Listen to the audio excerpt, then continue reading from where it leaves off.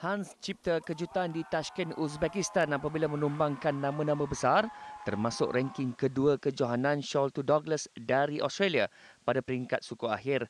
Pemenang pingat perak Sukan C Filipina 2019 ini beraksi baik dalam laluan ke final sebelum tewas kepada Meng Kai yang jauh lebih berpengalaman. Hans ketinggalan sejak awal permainan sebelum terpaksa akur melepaskan tiket Olimpik Tokyo dengan kekalahan 4-15. Walaupun dapat pujian, namun atlet berpangkalan di Amerika Syarikat ini tidak berpuas hati dengan prestasinya. I would say that I'm really disappointed myself as I was only one match away from qualifying for the Olympics, and I just felt really close, and that I was just reading the reach on my hand, and I failed to take it. So I'm just feeling really disappointed myself, but honestly, on top of that, I mean, other than the disappointing feeling, I would say that today was a really tough day.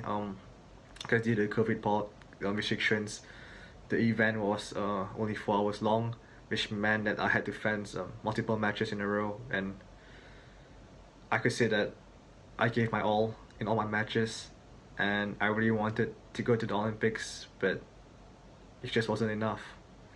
So I would say it is a great learning experience coming to compete here with top level fencers, but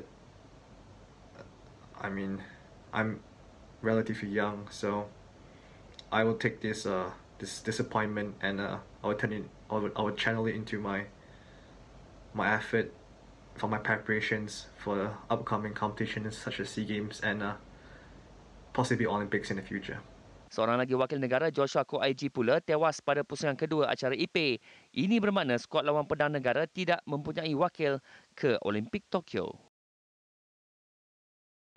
Hampir layak tapi tak cukup lagi untuk membawa Hans Yong mara ke Sukan Olimpik Tokyo, dan rekod itu masih lagi dipegang oleh Yu Peng Kian, atlet terakhir lawan pedang negara beraksi di Sukan Olimpik London 2012.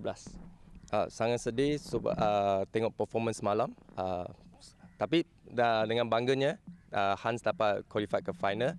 So final tu pun kita harap sangat Hans boleh qualify for this year Olympic. So lugilah peluang ini. Ya, tapi performance dia sangat bagus. Bagaimana anda melihat potensi yang ada di dalam diri Hans, masih lagi muda, 20 tahun? Ya, dia lagi muda. So saya rasa peluang lagi tinggi.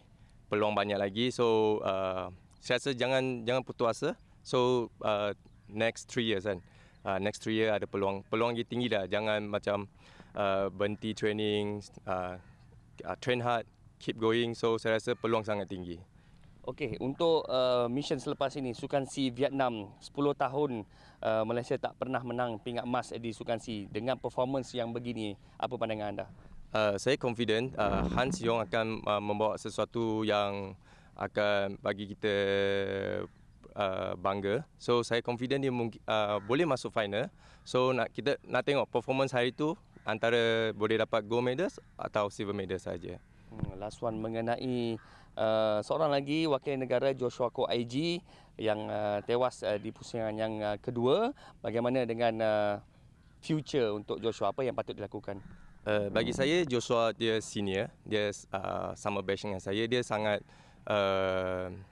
dia tak putus asa, dia never give up, dia try to get apa yang dia nak. Tapi saya rasa luginya sebab dia training partner yang tak cukup. Training partner yang tak cukup dengan waktu training yang tak cukup. Sebab di Malaysia dia tak ada setarafnya lawan dengan dia. So dia punya performance dia akan stop kat situ saja. Harap dia boleh dapat pergi ke luar negara training lebih. So rasa performance dia saya rasa boleh juga, tak ada masalah. Jadi rekod atlet lawan pedang terakhir Malaysia beraksi di Sukan Olimpik masih lagi kekal milik Yu Peng Kian pada London 2012. Bazil Azmi, Nadi Arena.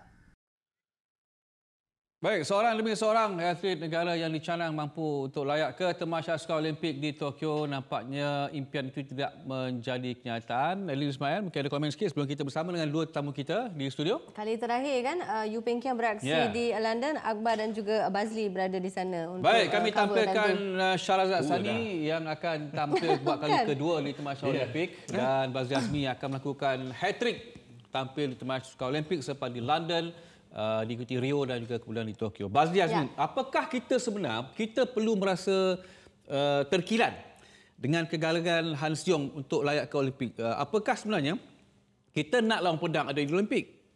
Perlu kita terkilan ataupun sebenarnya macam mana? Kita patut rasa bangga kerana fencing tidak berada dalam program Road to Tokyo di bawah kelolaan Majlis Sukan Negara. Ini bermakna atlet-atlet dalam sukan lawan pedang ini mereka bergerak secara solo di bawah bantuan Persekutuan Lawan Pedang Malaysia. Dan dalam situasi ini bermakna mereka juga tidak mempunyai jurulatih secara tetap. Saya masih ingat bagaimana Joshua Ko-Aiji terpaksa menjalankan kutipan derma secara atas talian untuk mengumpulkan RM50,000 semata-mata untuk menjalani latihan di Itali sebagai persiapan untuk menyertai kejohanan kelayakan Sukan Olimpik ini. Jadi dengan kejayaan Hans mara ke final, Joshua walaupun tewas di pusingan kedua patut berasa bangga dengan apa yang mereka lakukan walaupun gagal untuk menamatkan kemarau sejak Olimpik 2012. Okay, saya setuju dengan Bazli bahawa kita perlu berbangga dengan kemahuan atlet-atlet ini secara peribadi berlatih di luar negara, mungkin ada bantuan sedikit daripada persatuan, tapi harus kita ingat juga di manakah kesinambungan program Sukan Lawan Pedang negara kita. Joshua Ko pernah menangi pingat emas di Sukan SEA Indonesia 2011. Han Seong menang pingat perak di Sukan SEA di Filipina. Jadi bakat-bakat itu sudah ada, tetapi program seakan tiada ketika ini. Saya masih ingat dulu satu ketika meriah cover lawan pedang di MSN. Program sudah tidak ada pada ketika ini. Jadi saya percaya kalau lawan pedang Malaysia betul serius, perlu wujudkan semua program. Hapuskan masalah-masalah seperti ketiadaan rakan sepelatih, tak ada jurulatih. Mungkin kita boleh melihat lawan pedang sebagai prospek untuk pingat pada Olimpik yang akan datang. Tapi kan selain daripada fencing kan, ada tak sukan lain yang boleh dikatakan dah memang angkat bendera putih yang sebelum ni memang selalu beraksi di Sukan Olimpik tapi kali ini dah memang tak ada nasib dah. Tak ada peluang dah. Yang sudah melalui kempen kelayakan dan gagal ialah angkat berat kerana kes doping tidak dibenarkan untuk bertanding selama setahun. Jadi mereka rugi banyak mata kelayakan terlepas di situ. Begitu juga dengan menembak, sudah pun dimaklumkan oleh PTAM bahawa Malaysia terlepas tiket untuk mendapatkan tiket wildcard dalam acara menembak ke Olimpik. Baik, Ahmed, 32 sebenarnya atlet layak ke Olimpik di Rio 2016. Begitu juga pada 2008 di Beijing. Kita tak ambil kisahlah Sydney 2000 sebab masa tu kita ada skuad hoki ramai lelaki. 40 atlet dan sebelah jenis sukan. Baik, apakah kita sudah boleh rasa bimbang sekarang? Kerana 87 hari lagi Sukan Olimpik akan berlangsung di Tokyo. Yang layak sekarang ni hanya 12 saja secara merit.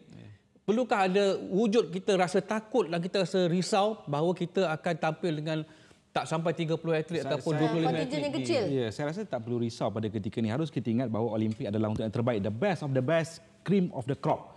Jadi pada ketika ini sudah berapa Akbar Sari yang sudah layak? 12. Majlis Sukan Negara Malaysia menjangkakan mungkin 30 dalam 10 jenis sukan akan layak. Dijangka layak. Ada juga yang akan pergi ke sana atas tiket wildcard. Jadi pada ketika ini saya berasakan bahawa terlalu awal untuk kita mentafsirkan bahawa jika sedikit jumlah atlet ke Olimpik Tokyo kita perlu bimbang dengan ketiadaan prospek pingat di sana.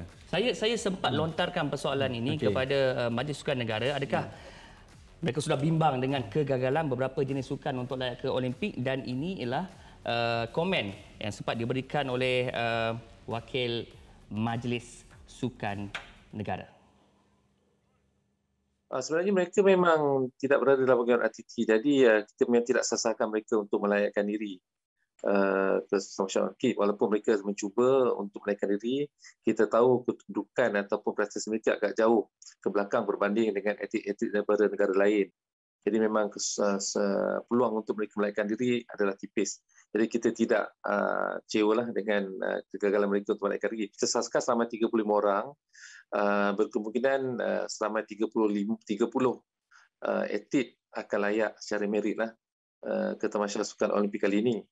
dan sudah semestinya ini tidak rasa besar jumlah atlet berada di Rio pada 2016 yang lalu. So basically lebih kecil tidak bermakna tidak berbisa. Cuma saya nak react pada apa yang Ahmed kongsikan tadi ya. Apabila Ahmed menyebut bahawa kita tak perlu ada rasa risau, bimbang. Tapi kita nak share kepada penonton-penonton bahawa sebenarnya kenapa kita tak perlu risau. Sebab dalam tempoh ini mungkin ada kelayakan yang akan tamat pada bulan Mei, bulan Jun dan sebagainya.